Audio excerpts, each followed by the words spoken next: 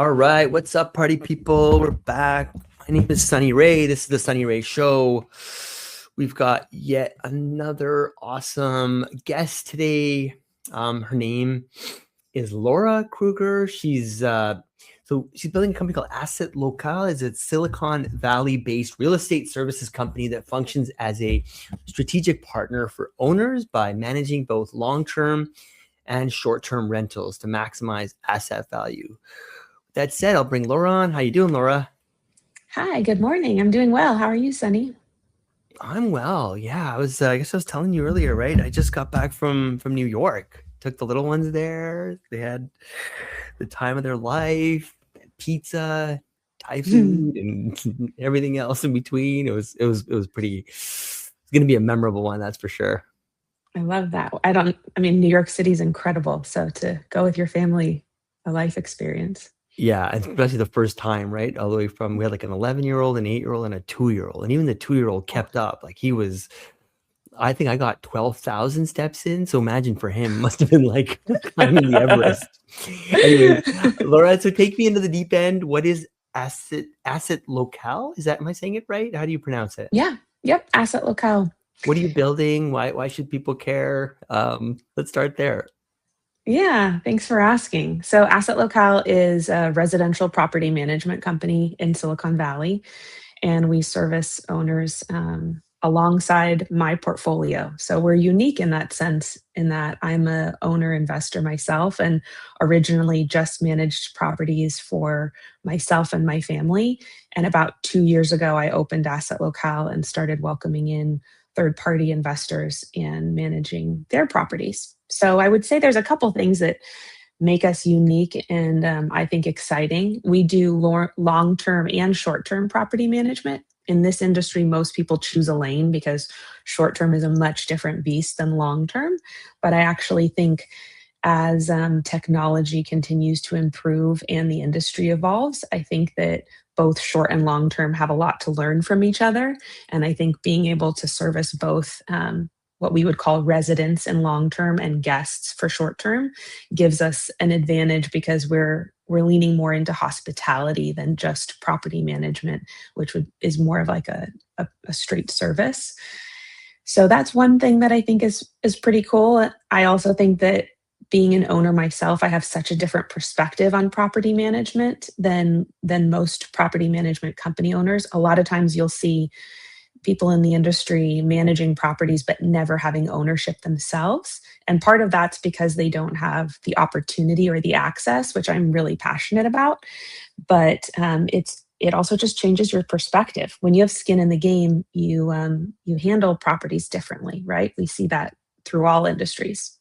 But yeah, that's a little bit about what we're doing, and we're looking at how we can integrate AI, new technology, and really being specific with where the human touch is needed to rethink a very old, a little bit archaic sometimes business. I mean, that's definitely one of my, favorite topics as well, right? AI and all that. But, I find even going into the weeds with like companies and entrepreneurship and all that stuff falls a bit flat unless people don't know a little bit more about the person, right? So I was going to Mhm. ask you, like, you're a third generation real estate investor who grew up Yeah. watching your family manage, a Bay Area portfolio. Is there like one kind of specific moment from those early years, like a conversation or a walkthrough that you can point to as kind of like planting the seed? Yeah, well, my mom actually loves telling the story. I think I was 7 or 8, and we were driving in the car, and there was a property that was for sale that we were driving past, and I just asked her, like, "Mom, do you want to guess how much is that property for sale for?" And so we had like a little game, the two of us guessing how much the property was listed for, and then later talk to our broker, who ended up being a family friend. We would go to dinner with him multiple times a month, and I think it was then that real estate was just fun, right? Like I was invited to come and see properties. I was excited to walk through them. I was always included in the conversation as a peer. And, as a 7 or 8 year old, most of the time, I think kids don't care, but it's mostly because they're not given access or opportunity to have a voice. So for me, that was that was fun. And yeah, my mom shares that pretty often. And you know, Laura, you described your like return to the family business as starting with a little family property chaos. What actually happened, Yeah. and like what did you walk into? Yeah, well, my parents were, I would say, probably pretty consistent with a lot of people in like the baby boomer age, like having a small business that then they grew over time. They really had a hard time getting out of the small business mindset. They did everything themselves. So like my mom did the accounting, my dad did all the repairs and maintenance. I think they had one employee my whole childhood. And so as they grew their portfolio, it got busier and busier and harder to manage, but they weren't really able to let go of some of that control. So I went away to college. I really didn't have an interest in being in the family business. And I had an opportunity to move back to the area outside of like right after college and buy a property, which I knew, even though I was in my early 20s, that not many people get that opportunity. So I said yes. And when I came back, it was kind of shocking to walk into my parents' business. I had been studying to go to law school and just started helping out my mom and realizing that, wow, there were leases that had been expired for 10 years. And there was not consistency, with the documents they were using. They had vacancies that hadn't been posted. They were just underwater because they had continued to purchase and grow, but they didn't have systems in place and they weren't able to, to set it up as a business that they could get help with. So it was very eye-opening to come back, especially from the law perspective. It was like, oh my gosh, you guys, we got to get this cleaned up. It must have been really inspiring too, right? To be able to walk into that and kind of see it for what it is.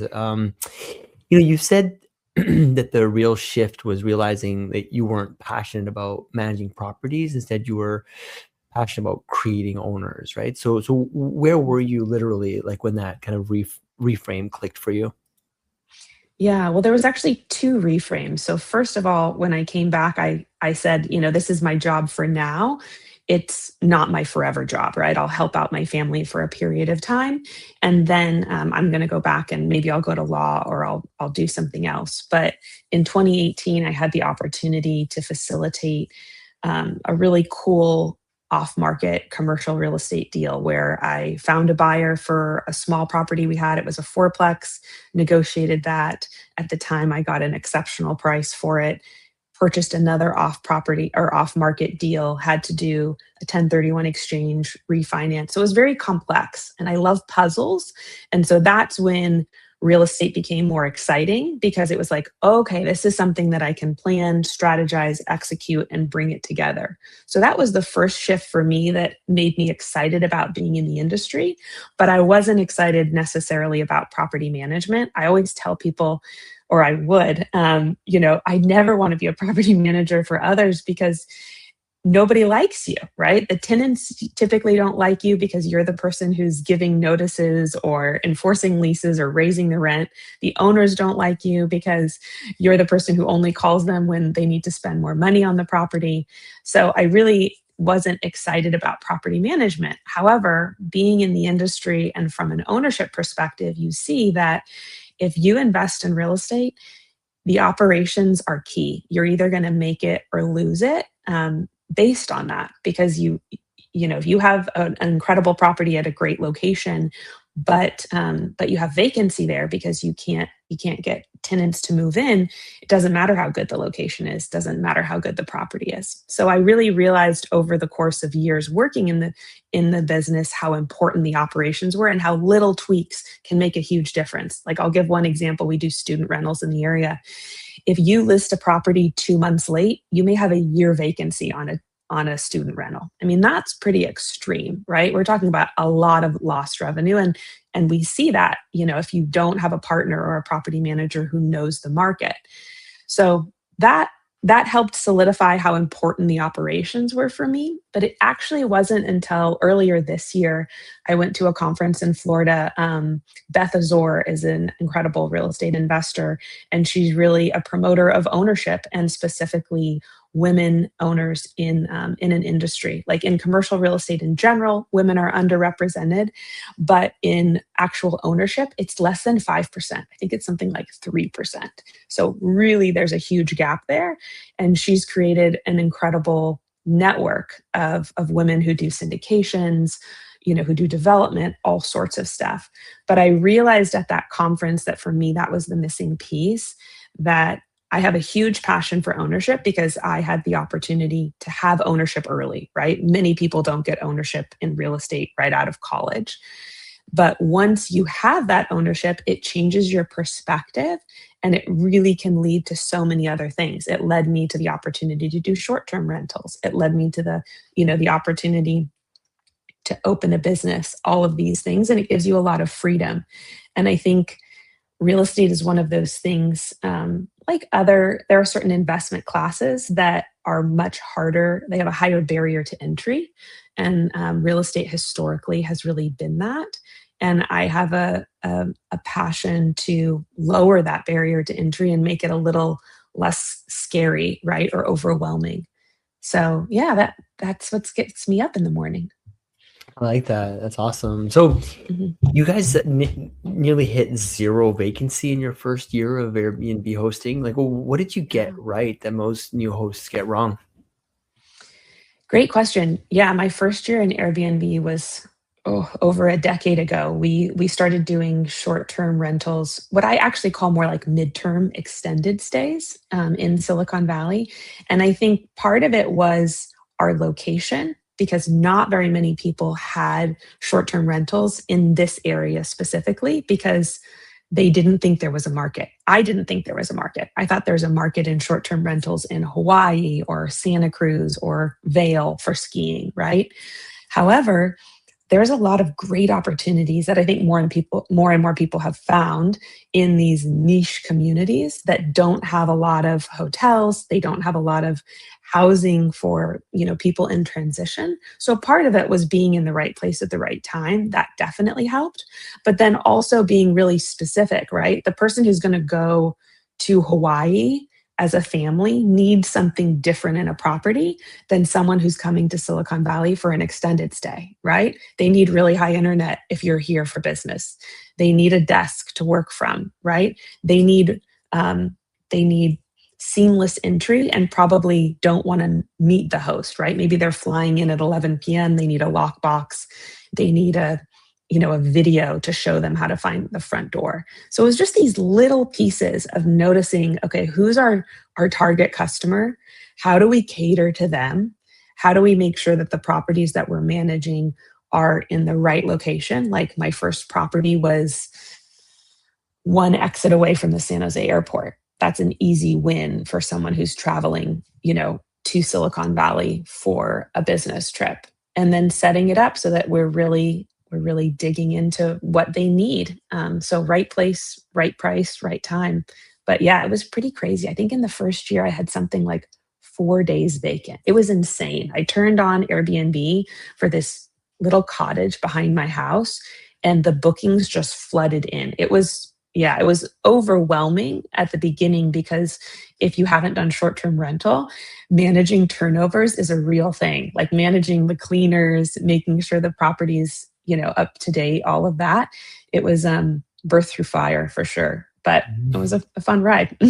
I have a little bit of experience there, Airbnb. It's maybe not that much of a flood of interest, but definitely just I remember it was quite delightful to see those first few coming in. So you founded Asset Locale specifically because you saw kind of this like disconnect, right, between what like property owners needed and what most property management companies delivered.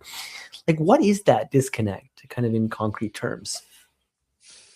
Yeah, I think most of the time the industry thinks of property managers as a service provider. They're managing they're collecting rents, right? They're communicating with tenants, they're taking maintenance requests. I don't think that the industry today looks at property managers as a partner. So that an investor has they have a CPA who I think they look at more like a partner. They're talking with their CPA about tax strategy. If you're a real estate investor, you're looking 1 to 5 years down the road, right? Are you going to do some sort of cost segregation study? How are you doing capital improvements? All of those pieces, right? So your CPA is part of your team, right? You're probably also going to have a real estate attorney who's going to help you with contracts. In the past, property management, companies or individuals weren't part of that team and they weren't sitting at the table. But because operations is so important, I think that they need to be there. And it comes to the point that it's like when I have a client who's looking at purchasing a new property, I want to be part of that team. Because if I go look at a property, we can see two different, 20 unit apartment buildings. The cap rate can be the same. The current financials look the same. On paper, they can be nearly identical, but from an operations standpoint, the unit mix can make a huge difference. The setup of the actual unit, the opportunity for potentially adding in-unit washer dryer, adding some, private patios. All of those pieces are things that I see in the day in, day out from the leasing that can unlock a huge amount of value that if you don't bring the operator to the table, you miss that. So my hope for Asset Locale, specifically for owners, is that we get to be a trusted partner that's going to help them grow their portfolio and return more value. But but there's a trust that has to be built there, and it happens over time. And then you've also talked about expanding access to ownership through structures like syndications and self-directed IRAs, right? So can you walk me through what that actually unlocks for someone who has capital but no way into the deals? Yeah, I think this is what I'm most passionate about, and I think it starts, it really starts grassroots within the company. So for our company structure, we set it up so that we have profit sharing and matching for our team members. But I think a lot of people have that, right? Especially in Silicon Valley, many people have a big portfolio of stocks because that's where we're at, right? So they have a lot of stocks. They probably have a well-funded 401k, and they pour into that. And there's this idea that real estate is a good investment, or it's a piece of the whole portfolio. But in order to get into real estate, the barrier, as we were talking about before, can be really high. And the idea of saying, at least in this area, when you're looking at an entry-level home easily being 1.5 million, just the cost and then that risk associated with it is really, really high. And if you want to participate in syndications, again, you're probably going to have a buy-in much higher, like 250 or 500,000. And how do you get in the rooms to see those syndications? And if you do, how do you vet them out, right? How do you have a trusted partner? Because there's a lot of opportunities. So from our perspective at Asset Locale, we're really leaning into how can we find opportunities that are local through syndication. So it's in an area that people feel comfortable with, because right now we're just in Silicon Valley, but an area that's outperformed many other areas as far as asset appreciation. And then how do we make it so that people can get into it with money that's almost forgotten, per se? So if you have a 401k, of course, I can't give any sort of financial or tax advice, but if you have a 401k, there are tools such as self-directed IRAs and vehicles that you can take some money out of there. There's not typically an initial tax issue, and you can move them into real estate and through a syndication deal. And now all of a sudden you have stocks, you still have some in your 401k, but it's like, I call it found money, right? I don't think about the money that's in my 401k. I would imagine you don't think about it either. It's kind of money you set aside for retirement that you're going to touch down the road. But if you can pull some of that money, redirect it into a real estate syndication with someone that you already trust because you've seen them operate and you know that they're going to operate the property. I think that's a great opportunity for people to get ownership in real estate in a way that's lower barrier to entry, gives more access, And for me, it also gives a great opportunity for my team and the people that we work with to participate in real estate deals, because most people who are working in commercial real estate don't have access to ownership. And I really think that should change. That's awesome, Laura. So, you built a real following, right? As like kind of one of Silicon Valley's like visible short-term rental voices. So how is building publicly, sharing what you've learned actually fed the business itself? Yeah, that's kind of one of those things that's unexpected, right? Yeah, at least for me, it's like you show up, you do the work, and then sometimes you sometimes there's pieces of this that you didn't know were going to come. So I've spoken multiple times at Airbnb headquarters because it's just up in San Francisco on on panels. I've spoken to employees there. I've spoken to other hosts. I'm actually one of two Silicon Valley community leaders for Airbnb, and we are volunteers that we facilitate a host group. So anyone who's a host in the area can come and be part of our group, and we do webinars and such. So it's hard to exactly pinpoint how it's helped the business. I think there's all these little pieces that come together, right? Like you never know if there's going to be a podcast or if there's going to be a webinar or there's going to be a speaking engagement that creates more opportunity for a client or a relationship. For me, what it really helps the most is that I get into the room with other really amazing and intelligent people, and whenever that happens, we get to learn from each other. So I think that it makes the business better, because I'm learning more. I'm seeing what other incredible hosts are doing, what other people are doing in the industry, and I get to learn from them. And then that levels us up at Asset Locale. It gives us a competitive advantage. And then that brings in more clients because we're providing a higher service. So I don't know that you can't just, it's a little squirmy. You can't quite pin it down, but it all works together. Yeah, that makes sense. And you call technology and AI accelerators for the mission, right? Not the mission itself.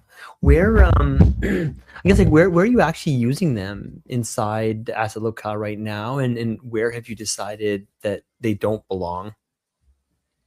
Yeah, really great question. And I think this is something that all entrepreneurs are wrestling with right now, or at least all of the ones that I talk with, because you definitely don't want to stick your head in the sand and not adopt the technology because it's here and I don't think it's going away. But to know where exactly we need humans and where we can support or assist humans is really the question. So what we're doing in tangible terms is we're looking at some technology and we're using some technology for maintenance requests. So that helps triage. So, for example, if you live in an apartment, right, and you go to use your toaster, it doesn't work. Well, what exactly is wrong? Is your toaster broken? Does the plug need to be reset? Does the breaker need to be reset?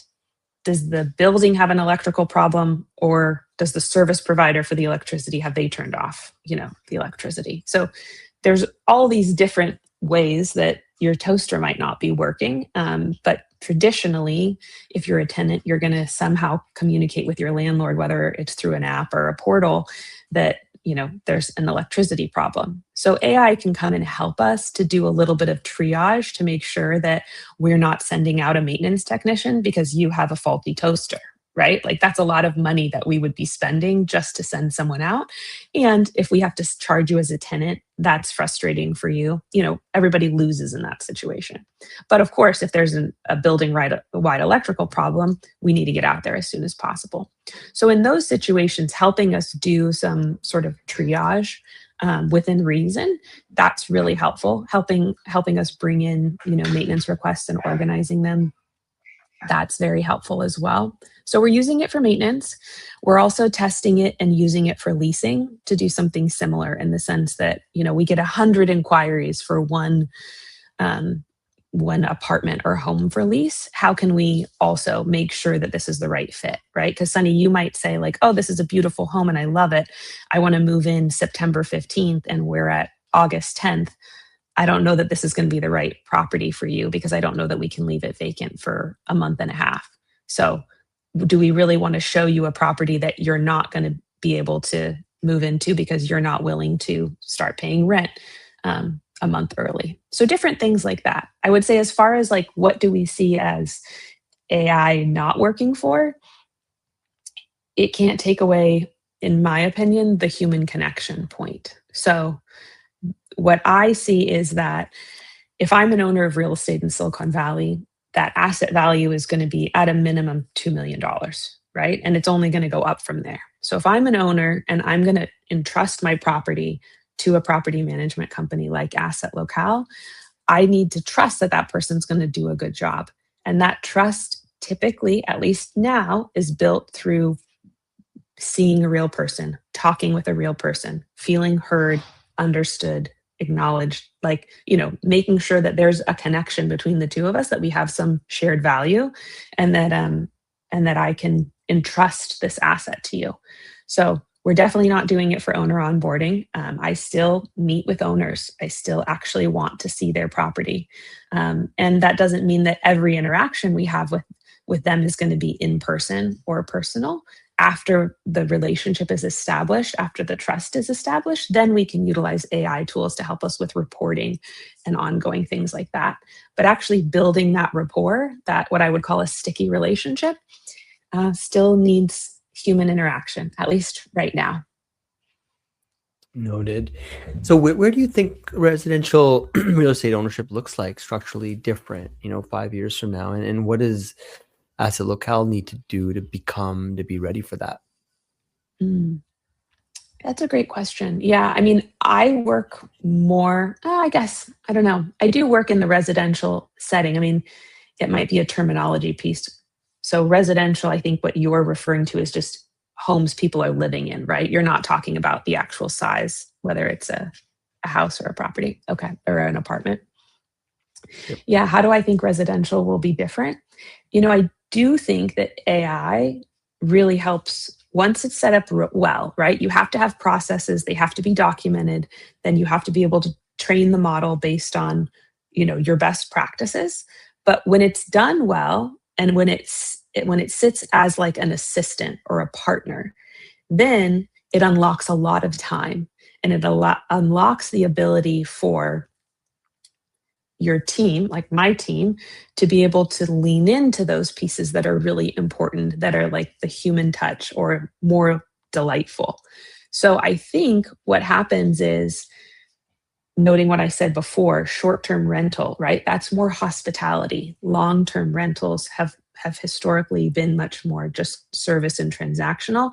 I think that gap gets smaller because I think the best companies use the technology to take out the routine tasks and unlock some time for their team to be focused more on what they do best, which would be that relationship building, and be able to be more creative. So you become more of that partner with the owner because you have more ability to communicate strategically. You have more time to be able to look at a property, evaluate it. The same would be true for residents, right? You can actually put more of that personal connection in because you're not spending hours, organizing security deposit returns and those things. So I think the hospitality and that expectation will go higher. And I think that residents will start demanding that more and more, that they're going to want more of a concierge level of service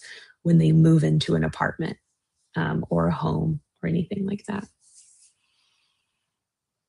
Oh, awesome. Well, Laura, thank you so much. Yeah, it brings us to the 30-minute mark. We just, yeah, amazing. I got to learn a lot. We have quite a few people listening as well. Thank you all for tuning in. Laura, where do people learn more about Asset Locale and also yourself? Like, is it on LinkedIn that you're mostly posting? Yes, I'm most active on LinkedIn, so you're welcome to follow me. I post pretty consistently, and you can see me on podcasts such as this. You also can go to our website, assetlocale.com.